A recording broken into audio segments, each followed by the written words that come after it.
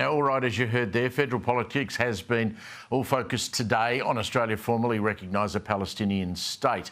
Now, joining me now to discuss this is Sky's political contributor, Chris Uhlmann, who will tonight host what I am told is a riveting special to air at 7:30 on Sky to test Australia's preparedness for war. It's called the War Cabinet. We'll get to that in a moment. Chris, welcome to you. You've been covering politics at the sharp end in Canberra for a long time. Did you ever believe that you would see an announcement like this from Labor? Oh, well, I think they've been on this pathway for a long time, Steve. You've been going along to their conferences now for the last decade or so. There's been a very big push from the left to try and get the changing to the wording of the Labor platform over a long period of time. And Penny Wong said today on this particular decision that they'd essentially been working towards it since April, with the deadline of September, which is when the UN meets and all the world comes together to discuss this issue, among many others. And if you look at the disposition of Labor's base now and where it sees the straws blowing in the wind, it believes that it's got community support behind it, or enough community support and progressive opinion behind it. So I'm not surprised by it. It is an historic moment, though. Let's make no bones about that. And it is a reward for terrorism, because when Hamas launched that attack on October 7, months and months ago, years ago now, its intention was to draw Israel into this kind of fight and to delegitimise it as a state. Hamas did not care if every single person in Gaza died to achieve that end. They wanted to get the state of Israel delegitimised in the eyes of the world. And that's what they have achieved, because they understood Benjamin Netanyahu way better than he seems to have understood them. I will point out that you can support the state of Israel without supporting everything that the Prime Minister and his cabinet have done. And I believe that the Prime Minister and his cabinet have made some mistakes which have played into the hands of his enemies. Well, the PM let us in to know that there was a Thursday night phone call. It was lengthy between him and Netanyahu. And as Trudy reported there, apparently Netanyahu tried to talk the Prime Minister out of doing this. He failed. What's that do to the relationship between Australia and Israel? Well, the relationship between Australia and Israel now, of course, hits an incredibly low point, and Israel and Australia have been at one for a very, very long time. So this is a huge fracture in that. And of course, Israel's greatest supporter and closest ally is the United States. Now we have to question whether or not this decision that we've made will affect the relationship that we have with the United States, which is crucial to our own security. Marco Rubio made it pretty clear, I think, Chris, that he wasn't impressed that we were going to go down this route. I mean, Penny Wong rang him. Rubio says that, you know, this is like rewarding Hamas, giving them a big pat on the back, a global pat on the back. But more crucially, he pointed out that at the time when the French President Macron came out first and said he was going to recognise Palestine, according to Rubio, that actually torpedoed peace talks that were underway at the time to try and sort out the problem in Gaza.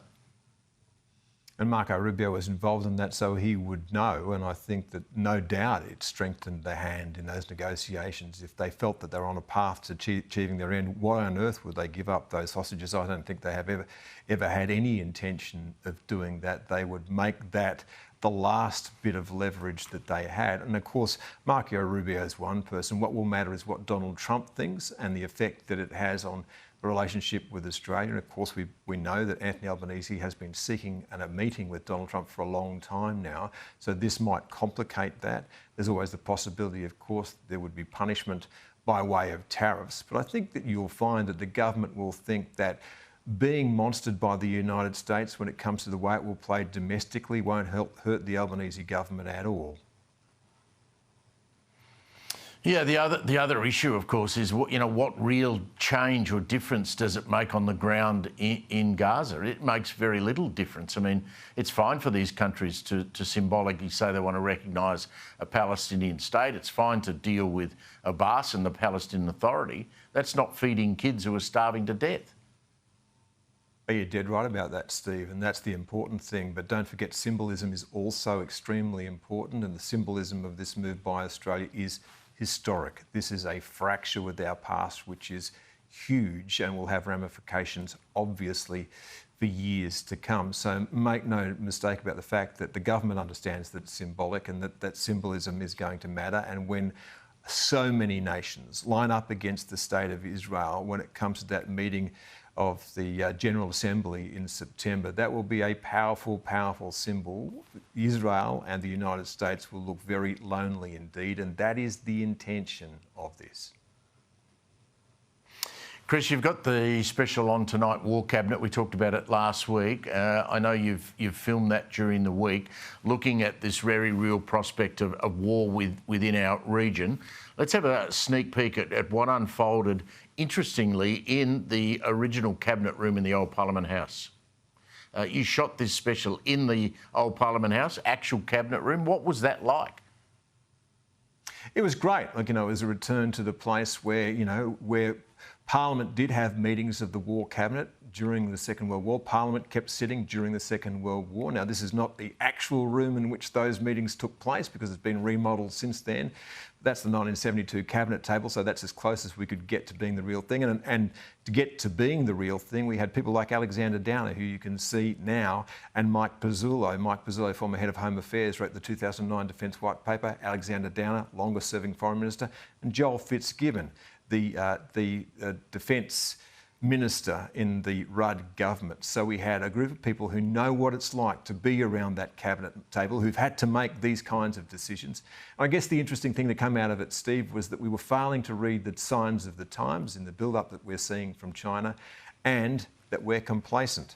And one of the key reasons that we're complacent is because the Albanese government does not want to talk in mean terms about China. It would rather speak softly to China and speak very, very loudly to Washington, while we shelter under Washington's security umbrella. So, we are loud in word, but actually a bit short when it comes to deeds.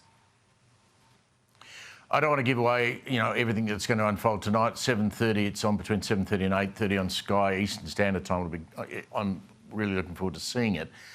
Just a simple answer, though. I mean, are we too far behind the eight ball? Can we get back to a position where we would be able, in some way, to defend ourselves?